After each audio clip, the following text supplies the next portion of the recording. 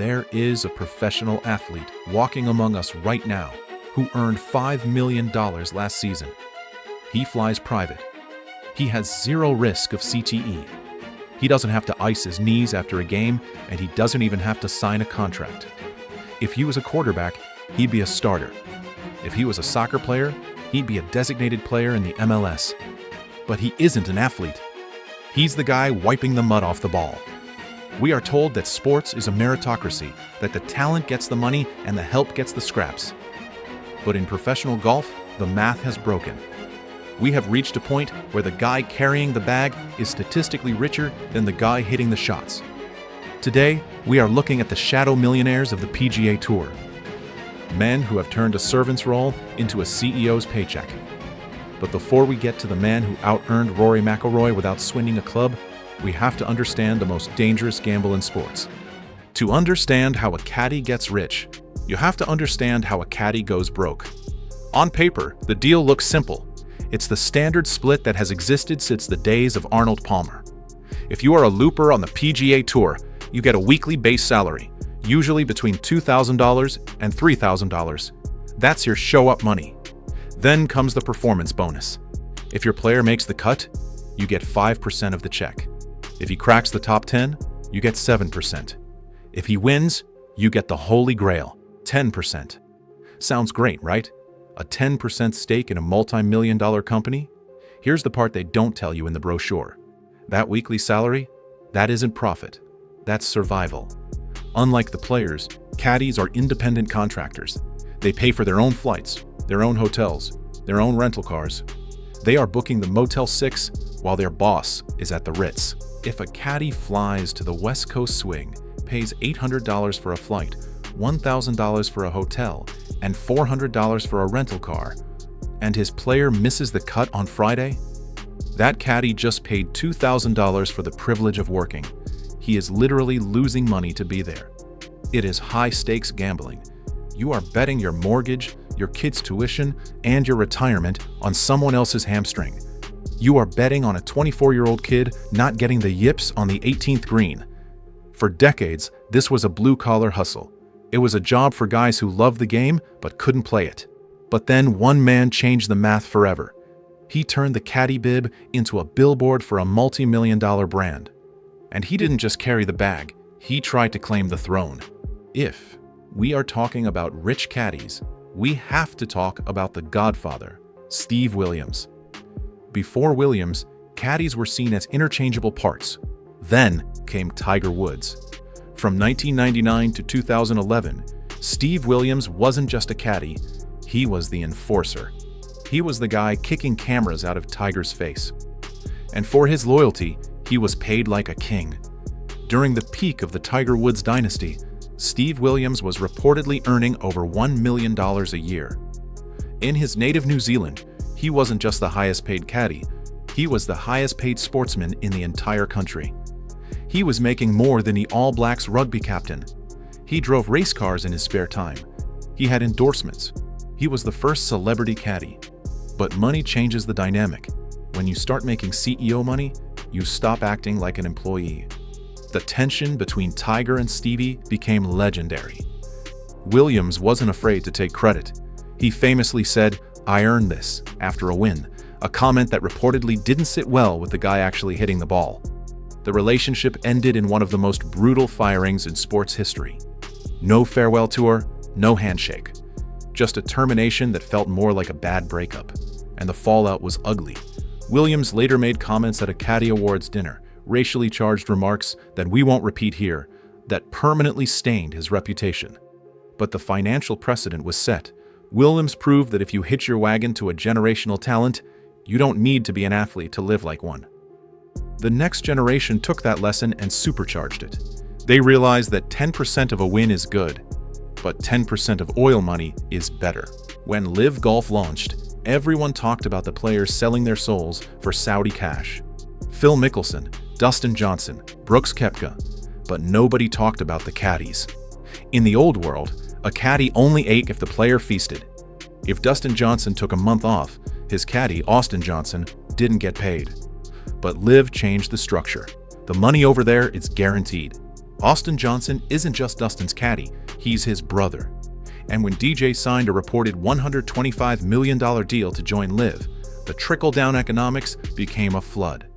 In 2023 and 2024, the winning team share on LIV was massive. Because Austin is part of the Four Aces team structure, he isn't just scraping for cut checks. He is part of a franchise. Reports estimate Austin Johnson earned over $1.6 million in a single season on LIV. Let's put that in perspective. The average PGA Tour player, the actual talent, earns about $1.5 to $2 million if they are having a decent year. Austin Johnson made that just by looping for his brother on a tour with no cuts and shotgun starts. This broke the meritocracy of caddying. Suddenly, you didn't need to read the wind perfectly on the 18th at Augusta to get rich. You just needed your boss to sign the right contract. But you don't need Saudi money to get rich. You just need to catch the right wave on the PGA Tour and ride it until it crashes. And right now, there is one man riding a wave bigger than anything we have ever seen. This is the statistic that should blow your mind. Meet Ted Scott. He used to caddy for Bubba Watson. They won Masters titles together. It was a great run, but when they split, Ted Scott was ready to retire. He was going to teach golf lessons. He was done with the travel. Then, a kid named Scottie Scheffler called him. Ted Scott said, "I'll only come back if we do this differently." He demanded a partnership, not just a job. It was the smartest financial decision in golf history. In the 2024 season, Scottie Scheffler went on a tear that we haven't seen since Prime Tiger. He won the Masters, the Players' Championship, the Memorial, the signature events. Scheffler earned over $50 million in prize money and bonuses. Do the math. 10% of the wins, 7% of the top 10s. Ted Scott earned an estimated $5 million in 2024. Let's contextualize that. If Ted Scott was a PGA Tour player, his earnings would have placed him inside the top 50 on the official money list. He earned more than Jordan Spieth. He earned more than Ricky Fowler. For a significant stretch of the season, he had earned more prize money than Rory McIlroy. He is making $5 million a year to give advice. He is the highest paid consultant in sports. But here's the catch. When you are making $5 million a year, you are a target. And the higher the money gets, the colder the business becomes. Ted Scott is the anomaly. For the rest of the caddies, the reality is much darker. If Ted Scott is the American dream of caddying, let's look at the nightmare. Caddies have no union. They have no contracts. They have no HR department. A few years ago, a group of top caddies sued the PGA Tour. It was known as the bib lawsuit. Their argument was simple. You make us wear these bibs with corporate logos, FedEx, Buick, Coca-Cola.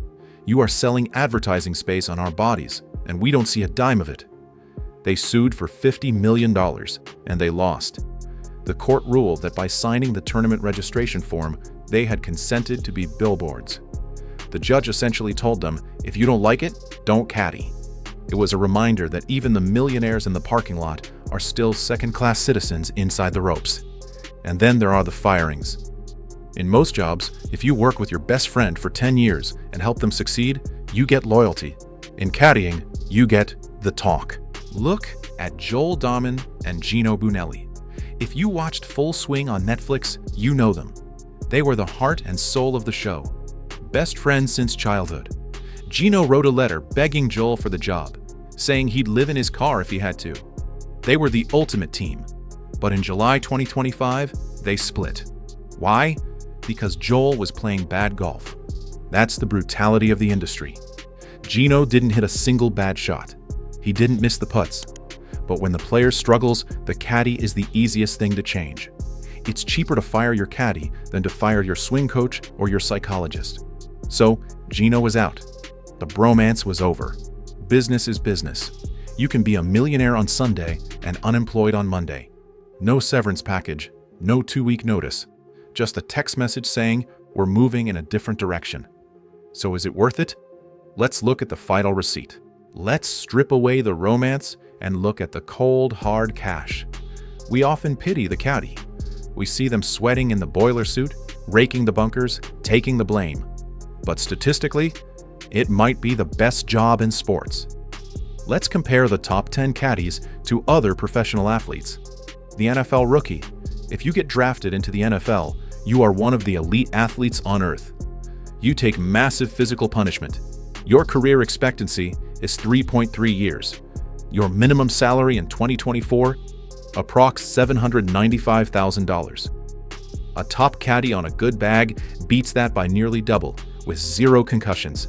Major League Soccer. The average MLS player makes around $500,000 to $700,000. These are guys running 7 miles a game, training every single day. Ted Scott made 10 times the average MLS salary. The medical field. Let's go outside sports. The average neurosurgeon, someone who spent 15 years in school and literally saves lives, makes about $600,000 to $800,000 a year.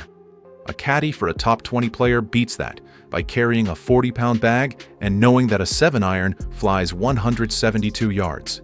The ROI on caddying is insane. But the Jenga tower is wobbling. The money is getting so big that the players are starting to ask questions. Why am I paying this guy 10%? With analytics, laser rangefinders, and detailed greens books, the caddy is doing less work than ever before.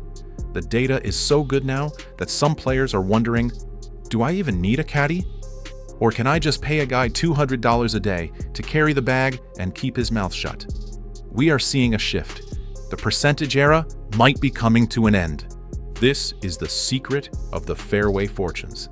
It is a job with 0 security, 0 respect, and infinite upside. You are a psychologist, a servant, a mathematician, and a punching bag, all rolled into one. For guys like Ted Scott and Austin Johnson, the gamble paid off. They are the shadow millionaires. They walk the same grass as the legends, but they leave with a check that rivals the GDP of a small island nation. But for every Ted Scott, there are 1,000 guys sleeping in a Motel 6 in forgiveness, hoping their player makes the cut so they can afford a flight home. So here's the question for you. You have 2 choices. Choice A, you are the player. You get the glory, the trophy, and the fame. But you have the pressure of the entire world watching every swing. If you choke, it's on you. Choice B, you're the caddy. You make $2 million a year. Nobody knows your name. You never sign an autograph, but you never miss a paycheck as long as you keep the boss happy. Which side of the bag are you taking? Are you the talent or are you the hustler? Let me know in the comments. If you'd take the bag, comment looper. If you need the spotlight, comment player. I'll see you in the next one. Don't forget to check your bank balance.